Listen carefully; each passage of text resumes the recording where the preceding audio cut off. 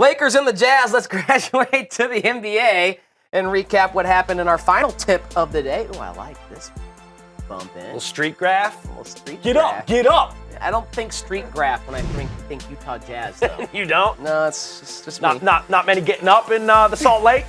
Game didn't start off well for Rudy Gobert. Loses his contact on the tip-off. It's not real badass when you lose a contact. He's got the fresh haircut, and he's like, oh. But he's still the best shot blocker we have in the NBA, and he had himself a block party at the expense of the Lakers. 9 points, 13 rebounds, 6 blocks on the night for Gobert. All-star Gordon Hayward cutting baseline and throwing down with 2 hands.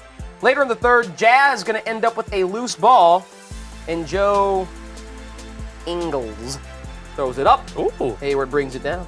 Finger roll alley for the oop. He had 24 points, did Hayward, the All-Star, on just 14 field goal attempts. Lakers have lost 8 of 9, 96-88, the final.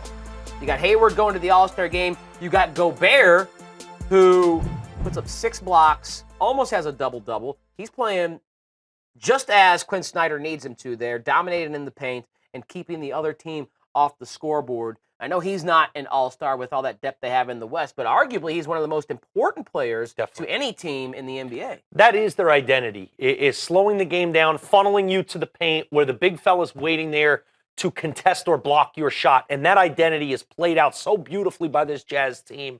There's some teams you just don't know who they are, what they're trying to do. A Charlotte, they'll look great one night, then look lost the next night.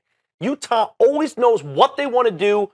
Sometimes the team is able to drop 106 on you, shoot great from outside, spread them out, and it doesn't work. But every single game in, game out, they attempt to play their style of basketball. When they're able to do that, they beat you. Same way they did with the Lakers tonight. This Lakers team sucks. We know that. Struggling. You know, they bullied up on them. This game was actually closer than I thought it would be. You saw the Jazz didn't cover in the game. They were given 14, but, you know, when they're playing that type of basketball, they're tough to beat.